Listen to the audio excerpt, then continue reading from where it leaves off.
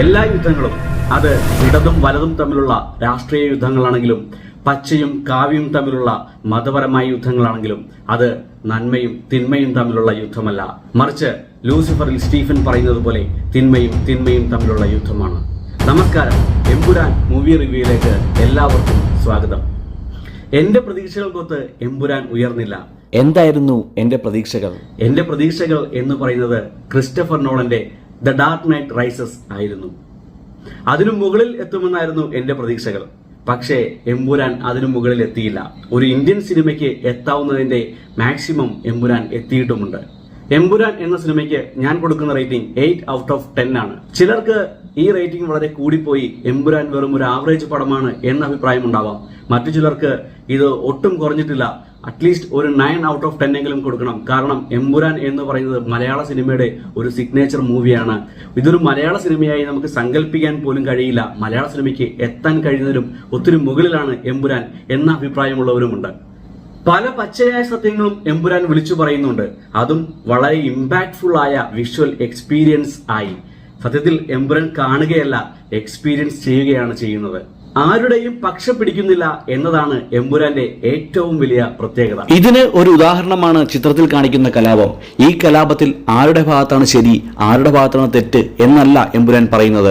ആരുടെ തെറ്റാണ് ഏറ്റവും കൂടുതൽ ജനങ്ങളെ വലയ്ക്കുന്നത് അല്ലെങ്കിൽ ബുദ്ധിമുട്ടിക്കുന്നത് എന്നാണ് എമ്പുരാൻ പറയുന്നത്. സത്യത്തിൽ ഇത് തന്നെയാണ് എമ്പുരാൻ എന്ന സിനിമയുടെ ഏറ്റവും വലിയ പ്രത്യേകത. ഈ പ്രത്യേകത എമ്പുരാൻ എന്ന സിനിമയെ ഒരു one time watchable mass movie എന്ന ഗണത്തിൽ നിന്നും ഒരു മൾട്ടി ടൈം റീവാച്ചബിൾ മൂവി എന്ന ഗണത്തിലേക്ക് മാറ്റുന്നുണ്ട്.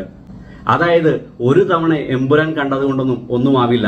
പലർക്കും 1, 2, 3 തവണ എമ്പുരാൻ കണ്ടെങ്കിൽ മാത്രമേ ശരിയായ രീതിയിൽ എമ്പുരാനെ മനസ്സിലാക്കാൻ പോലും കഴിയുകയുള്ളൂ. അതിന് ചിലപ്പോൾ ഒന്നിൽ കൂടുതൽ തവണ തിയേറ്ററിൽ പോയി കാണേണ്ടിയിരിക്കുന്നു, അല്ലെങ്കിൽ OTTയിൽ വരുന്നതുവരെ കാത്തിരിക്കേണ്ടിയിരിക്കുന്നു. എമ്പുരാന്റെ ഏറ്റവും വലിയ അഡ്വാൻറ്റേജ് എന്ന് പറയുന്നത് അതിന്റെ തിരക്കഥ തന്നെയാണ്. വളരെ കണ്ടന്റ്ഫുൾ ആയ ഒരു തിരക്കഥയാണ് മുരളി ഗോപി എമ്പുരാന് വേണ്ടി ഉണ്ടാക്കിയിരിക്കുന്നത്. അതിൽ നിറയെ ഇൻഫർമേഷനുകളുണ്ട്. അത് പഴയ ഇൻഫർമേഷനുകളും പുതിയ ഇൻഫർമേഷനും എല്ലാം വളരെ ക്ലിയർ ആയിട്ട് അദ്ദേഹം പാക്ക് ചെയ്ത് വെച്ചിട്ടുണ്ട്. അതേപോലെ പല കോൺസ്പിറസി തിയറികളും അദ്ദേഹം അതിൽ വളരെ ഭംഗിയായി പാക്ക് ചെയ്ത് വെച്ചിട്ടുണ്ട്. ഇതെല്ലാം മനസ്സിലാക്കണമെങ്കിൽ അറ്റ്ലീസ്റ്റ് ഇന്ന് നാട്ടിൽ നടക്കുന്ന പല കാര്യങ്ങളെയും പറ്റി നമുക്ക് നല്ല നോളജ് ഉണ്ടാവണം. അതേപോലെ ഈ കോൺസ്പിറസി തിയറികൾ ഒരിക്കലെങ്കിലും നമ്മൾ കേട്ടിട്ടെങ്കിലും ഉണ്ടാവുകയും വേണം. ഇതൊന്നും ഇതുവരെ എക്സ്പീരിയൻസ് ചെയ്യാത്ത ആളുകൾക്ക് എമ്പുരാൻ ആദ്യ തവണ വാച്ച് ചെയ്യുമ്പോൾ പ്രത്യേകിച്ചൊന്നും മനസ്സിലാവില്ല. കണ്ടതെല്ലാം പിന്നീട് ആരെങ്കിലും ഡീകോഡ് ചെയ്തോ അല്ലെങ്കിൽ പറഞ്ഞറിയുകയോ ചെയ്തതിനു ശേഷം വീണ്ടും കാണുമ്പോഴാണ് അവർക്ക് അതിന്റെ എക്സൈറ്റ്മെന്റ് ഫീൽ ചെയ്യുക.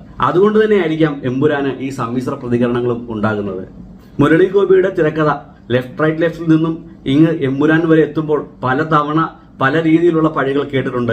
എന്നിരുന്നാലും നമുക്ക് എല്ലാവർക്കും ഒറ്റ വാക്കിൽ പറയാൻ കഴിയുന്ന ഒന്ന്, അതൊരു ബ്രില്യൻ തിരക്കഥയായിരിക്കും എന്ന് തന്നെയാണ്.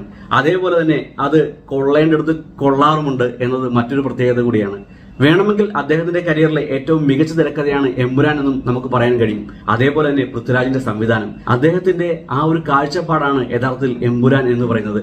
ഇത്രയും വലിയ ബിഗ് സ്ക്രീനിൽ വലിയൊരു ക്യാൻവാസിൽ ഒരു ഇന്റർനാഷണൽ സിനിമ കാണുന്ന ഫീലാണ് സത്യത്തിൽ പൃഥ്വിരാജ് നമുക്ക് എമ്പുരാനിലൂടെ തരുന്നത്. ഒരിക്കലും ഇതുവരെ ഒരു മലയാള സിനിമയ്ക്ക് ഇങ്ങനൊരു ഫീൽ ഉണ്ടാക്കി തരാൻ കഴിഞ്ഞിട്ടില്ല. തമിഴിലും ഹിന്ദിയിലും ഒക്കെ നമ്മൾ കുറച്ചെങ്കിലും കണ്ടിട്ടുണ്ട്. ശങ്കറിന്റെ എല്ലാം ചില സിനിമകളെല്ലാം വളരെ വലിയ ബിഗ് ക്യാൻവാസിൽ നമ്മൾ കണ്ടിട്ടുണ്ട്. എന്നാൽ മലയാളത്തിൽ സത്യത്തിൽ ഇത് ആദ്യമാണ്. അതേപോലെ തന്നെ ശങ്കറിന്റെ സിനിമയായാലും ഹിന്ദി സിനിമകളായാലും അതൊന്നും ഒരിക്കലും റിയൽ ലൈഫുമായോ റിയലിസ്റ്റിക്കായോ യാതൊരു ബന്ധവും പുലർത്താറില്ല. എന്നാൽ എമ്പുരാൻ പല കാര്യങ്ങളിലും റിയലിസ്റ്റിക്കായ പല കാര്യങ്ങളും സംസാരിക്കുന്നുണ്ട്. അത് സത്യം തന്നെയാണ് എന്ന് നമുക്ക് തോന്നിപ്പോകും. അത്രക്ക് റിയലിസ്റ്റിക് ആയിട്ടാണ് എമ്പുരാൻ സംസാരിക്കുന്നത്. പിന്നെ സിനിമാറ്റോഗ്രാഫിയെ പറ്റി പറയുകയാണെങ്കിൽ അതെല്ലാം വേറെ ലെവലാണ്.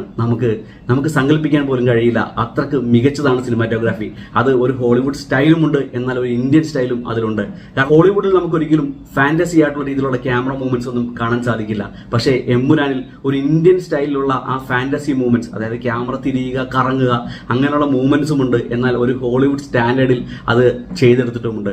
അതുകൊണ്ട് തന്നെ സിനിമാറ്റോഗ്രാഫിയും മികച്ചതാണ്.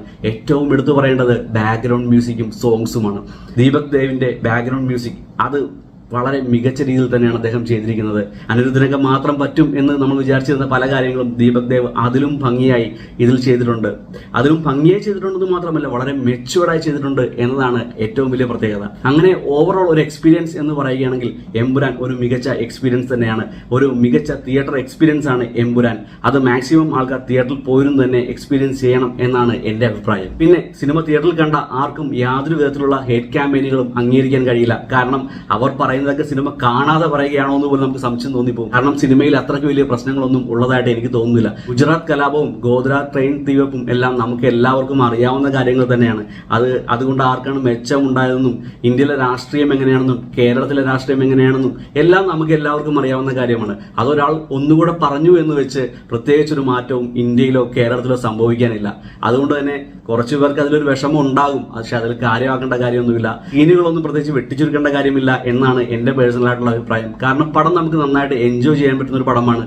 ഈ വക സീനുകൾ ഇല്ല എന്നുണ്ടെങ്കിൽ പടത്തിന്റെ എൻജോയ്മെന്റ് ചിലപ്പോൾ കുറച്ച് നഷ്ടപ്പെട്ടെന്നിരിക്കും. കാരണം പടത്തെ നമ്മോടൊപ്പം നിർത്തുന്നത് ഈ റിയലിസ്റ്റിക് ആയിട്ടുള്ള കുറെ ഇൻഫർമേഷനുകളും നമ്മുടെ നാട്ടിൽ നടന്ന കുറെ സംഭവങ്ങളുമാണ്. അതാണ് പടത്തെ നമ്മളെ അതിനുള്ളിലേക്ക് ഇറക്കുന്നത്. ആ എക്സ്പീരിയൻസുകളെല്ലാം ഇല്ലാതായി പോയാൽ ചിലപ്പോൾ പടത്തിന്റെ ആ ഒരു ആസ്വാദനം തന്നെ ഇല്ലാതായി പോകും എന്നാണ് എന്റെ അഭിപ്രായം. പിന്നെ എമ്പുരാനെ പറ്റി ചില അഭിപ്രായങ്ങളെല്ലാം പറഞ്ഞിരുന്നു. ലൂസിഫറിലെ കടവുളെ പോലെ എന്ന സോങ്ങിലെ ഫൈറ്റ് പോലത്തെ ഒരു ഫൈറ്റ് ഒന്നും എമ്പുരാനിൽ ആവശ്യമില്ലായിരുന്നു എന്നും അതേപോലെ ആന്റണി പെരുമ്പാവൂരിന്റെ റോൾ വളരെ ക്രിഞ്ചായിട്ട് ഫീൽ ചെയ്തു എന്നൊക്കെ പറയുന്നുണ്ട്. അതിലൊന്നും പ്രത്യേകിച്ച് കാര്യമില്ല. അതെല്ലാം ചില ആളുകളുടെ പേഴ്സണൽ ആയിട്ടുള്ള അഭിപ്രായങ്ങൾ മാത്രമാണ്. അതൊന്നും പടത്തിന്റെ ആസ്വാദനത്തെ ഒട്ടും ബാധിക്കുന്നില്ല എന്നാണ് എനിക്ക് മനസ്സിലാക്കാൻ കഴിഞ്ഞത്. റിവ്യൂ ഇഷ്ടമായെങ്കിൽ ലൈക്ക് ചെയ്യുക. നന്ദി.